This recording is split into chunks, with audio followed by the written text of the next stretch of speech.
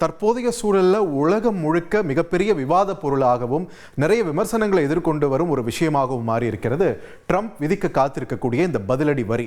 Reciprocal tariff அப்படின்னு ஒரு விஷயத்தை வச்சு உலக நாடுகளை எல்லாம் பதற வைத்துக் கொண்டிருக்கிறார் டொனால்ட் ட்ரம்ப். சரியாக நாளை ஏப்ரல் 2 லிபரேஷன் டே, அதாவது வர்த்தக ரீதியாக ஒரு விடுதலை நாள் அப்படின்னு குறிப்பிடுறாரு டொனால்ட் ட்ரம்ப். இதனால என்ன ஆயிருக்குன்னு பார்த்தீங்கன்னா, உலக அளவில் ஒரு வர்த்தக யுத்தத்துக்கு தயாராக வேண்டிய சூழல் மற்ற எல்லா நாடுகளுக்குமே வந்திருக்கிறது என்று துறை வல்லுநர்கள் சொல்லிட்டு இருக்காங்க.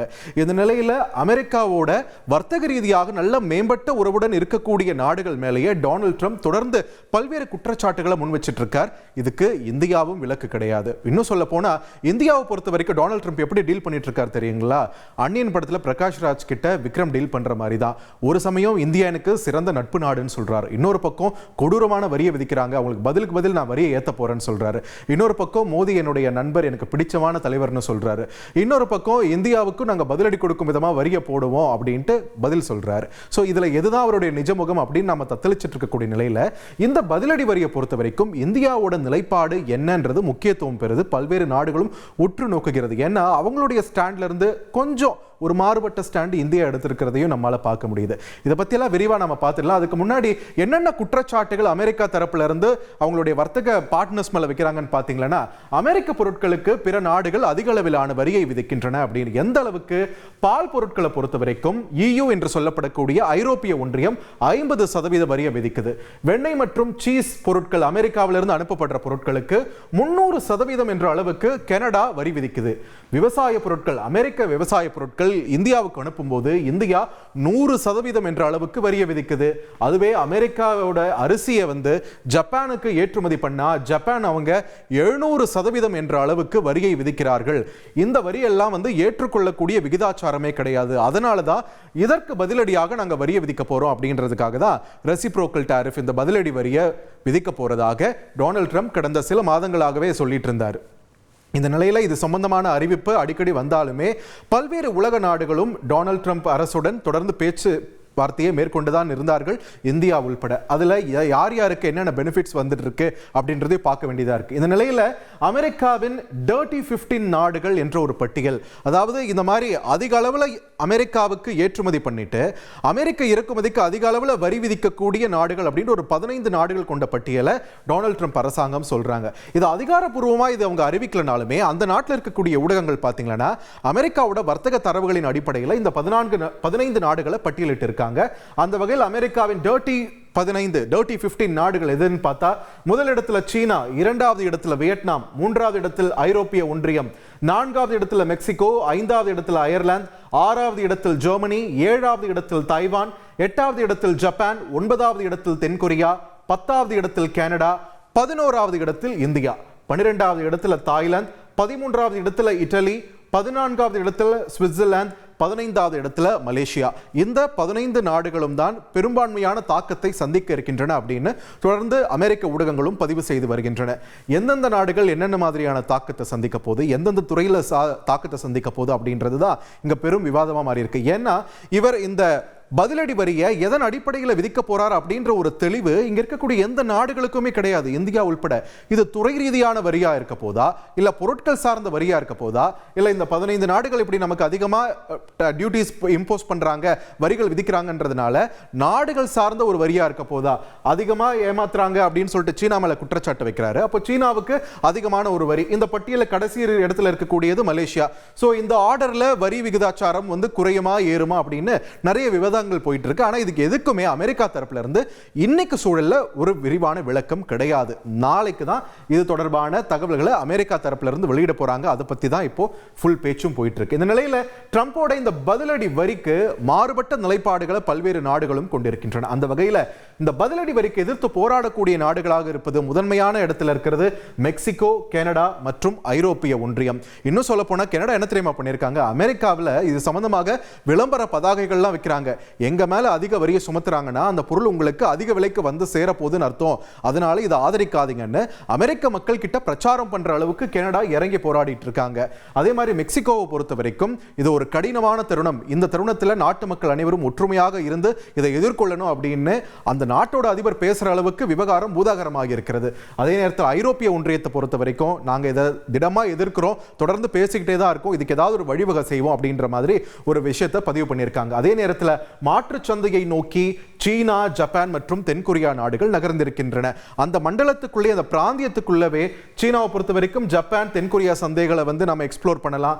அதே மாதிரியான ஒரு ஸ்டாண்டை வந்து ஜப்பானும் தென்கொரியாவுமே எடுத்திருக்காங்க. இந்த நேரத்தில் சீனா என்ன பண்ணிருக்குன்னு பார்த்தீங்கன்னா, இந்திய சந்தையை மட்டும் ஏன் விட்டு வைப்பானேன்னு சொல்லிட்டு இந்தியா கிட்டையும் நல்லா இருக்கீங்களான்னு ஒரு நலம் விசாரிக்கிற மாதிரி பேசி வச்சிருக்காங்க. ஸோ இந்தியாவிலுமே கூட இருந்து நம்மளுடைய பொருட்களை வந்து இன்னும் அதிகமாக ஏற்றுமதி பண்ணலாம், அவங்களுடைய பொருட்களை நம்ம அதிகமாக வாங்கலான்ற ஒரு நிலைக்கு சீனா இறங்கி வந்திருக்கக்கூடிய ஒரு சூழலையும் ட்ரம்ப் உருவாக்கி வச்சிருக்காரு. ஆனா இந்தியாவை பொறுத்த வரைக்கும் இந்த ஸ்டாண்ட் ஏன் டிஃபர் ஆகுது, நான் ஸ்டார்டிங்லேயே சொல்லியிருந்தேன்ல, இந்தியா பெரிய அளவில் வரியை குறைக்கும் அப்படின்னு நாம சொல்லல, ட்ரம்பே நமக்கு முன்னாடி முந்திக்கிட்டு அதிகாரப்பூர்வமா சொல்லியிருக்காரு. ஏன்னா மோடி அமெரிக்காவுக்கு போயிட்டு வந்ததிலிருந்தே இரு நாடுகள் தரப்புல இருந்தும் வர்த்தகத்துறை ரீதியாக பல்வேறு பேச்சுவார்த்தைகள் போயிட்டு இருக்கு. அந்த விகிதத்தில் பார்க்கும்போது இந்தியா 55% அமெரிக்க இறக்குமதிக்கு வரியை குறைக்க தயாராகி இருப்பதாக தகவல்கள் ஏற்கனவே உலா வந்து கொண்டிருக்கின்றன. அதுல குறிப்பா தற்பொழுது அமெரிக்க அதிபர் ட்ரம்ப் இதை மீண்டும் சொல்லி இருக்கிறதால எந்தெந்த இடங்கள்ல இந்த வரி குறைப்பு நடக்க வாய்ப்பு இருக்கிறது அப்படின்ற ஒரு விஷயமும் எதிர்பார்ப்பு எகிரி இருக்கு. அந்த 55% பார்த்தீங்கன்னா கிட்டத்தட்ட 2300 கோடி டாலர்கள் என்ற அளவுக்கு மதிப்பீடு கொண்டவை. சோ இந்தியா கொஞ்சம் ட்ரம்பை பொறுத்த வரைக்கும் வளைவு நெளிவுகளை தெரிஞ்சுக்கிட்டு தான் நடக்குது, அந்த மாதிரியான ஒரு முடிவை நம்மளால எடுக்க முடியாது அப்படின்ற ஒரு சூழல்ல மற்ற நாடுகள் இருக்கின்றன. ஆனா இந்தியா அதை எப்படி சாத்தியப்படுத்துது அப்படின்றது தான் மற்றவர்கள் உற்றுநோக்க காரணமாக அமைந்திருக்கிறது. சோ இந்த பதிலடி வரி இந்தியாவுக்கான வாய்ப்பா நாம ஏன் பார்க்க கூடாது அப்படின்ற ஒரு கருத்தை பதிவு பண்ணியிருக்கார் நித்தி ஆயோகின் உறுப்பினரான டாக்டர் அரவிந்த் விர்மானி. சமீபத்தில் நடந்த ஒரு நிகழ்வுல இது சம்பந்தமா அவர் விரிவாகவும் பேசியிருக்காரு. அதுல என்ன சொல்லியிருக்காருன்னா, இந்திய ஏற்றுமதிக்கு மிகப்பெரிய சந்தை அமெரிக்கா. இப்போ இந்தியாவுடைய வர்த்தக உறவுகள் அந்த பட்டியல் எடுத்து பார்த்தீங்கன்னாலவே முதலிடத்தில் இருக்கக்கூடியது அமெரிக்கா தான். டாப் 10 நாடுகள் எதுன்னு பார்த்தீங்கன்னா அதில் அமெரிக்காவுக்கு மட்டும்தான் நம்ம ஏற்றுமதி அதிகமாக பண்ணுறோம், இறக்குமதி குறைவாக பண்ணுறோம். ஸோ ட்ரம்ப்போடைய அந்த கொள்கைகளுக்கு நாம கொஞ்சம் வளைவு நெளிவோடு நடந்துக்கிட்டோம்னா இன்னும் நம்ம ஏற்றுமதி அதிகரிக்க முடியும். மற்ற நாடுகளோட இந்த பதிலடி வரியால் தாக்கத்தை சந்திக்கும் போது ஒரு கேப் ஏற்படுவாங்க அமெரிக்க சந்தையில், அதை நாம வந்து நிவர்த்தி செய்யலாம், அதனால நம்மளுடைய ஏற்றுமதியை இன்னும் கூட அதிகரிக்கலாம் அப்படின்னு நம்மளுடைய சந்தை இல்லை நாம எந்த மாதிரியான ஒரு இம்பாக்டை கொடுக்கலான்றத டாக்டர் அரவிந்த் சொல்லியிருக்காரு. பதிலடி வரியால் இந்தியாவுக்கு புதிய வாய்ப்புகள் உருவாகும் அப்படின்ற ஒரு விஷயத்தையும் அரவிந்த் விர்மானி தற்பொழுது பதிவு செய்திருக்கிறார். இது இந்தியா எந்த அளவுக்கு இதை உபயோகிச்சுக்கும் அப்படின்ற ஒரு விஷயமும் இருக்கு. அதே நேரத்தில் ரஷ்யால இருந்து ஆயில் இம்போர்ட் பண்றாங்க, இறக்குமதி பண்றவங்க, வெனிசுலாவில இருந்து எண்ணெயை இறக்குமதி பண்றவங்களுக்கு 25% வரி விதிக்கப்படும் ட்ரம்ப் சொல்லியிருக்காரு. ரஷ்யா கிட்ட இருந்து இப்ப அதிகமா எண்ணெயை இறக்குமதி பண்ணக்கூடிய நாடுகள் சீனா மற்றும் இந்தியா.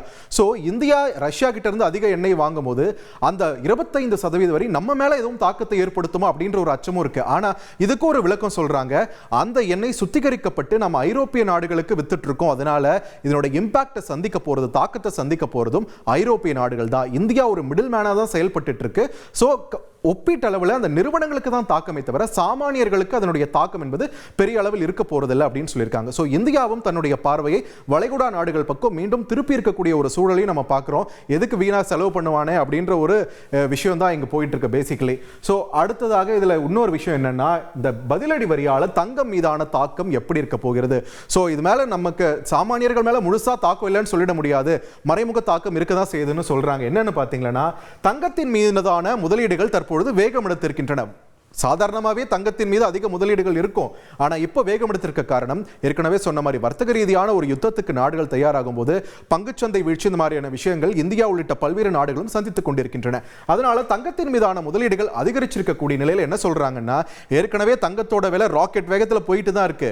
இப்போ ட்ரம்போட இந்த பதிலடி வரி அமலுக்கு வரும்போது எதிர்பார்த்ததை விட விரைவில் தங்கத்தின் விலை இன்னும் அதிகமாகும். விரைவில் 1 கிராம் 10,000 என்ற நிலையை தொடும். இன்னைக்கு சூழல்ல பாத்தீங்கன்னா 8,510 ரூபாய் 1 கிராம் அப்படின்னு விற்கப்படுது. இது இன்னும் கொஞ்ச நாள்ல வந்து எப்படியும் 10,000 தொற்று தான் நம்ம நினைச்சிட்டு இருக்கோம். ஆனா ட்ரம்பின் பொருளாதார கொள்கைகள் காரணமாக இன்னும் வேகமாகவே 10,000 ரூபாய் ஒரு கிராம் அப்படின்னு தொட்டுடும் அப்படின்னு எச்சரிக்கிறாங்க. ஸோ ஒரு சவரன் 80,000 தொடும் தொலைவு மிக தூரமாக இல்லை, மிக மிக அருகில் தான் இருக்கிறோம் என்றும் எச்சரிக்கிறார்கள். இது கண்டிப்பா சாமானியர்களை தாக்கக்கூடிய ஒரு விஷயமா தான் இருக்கு.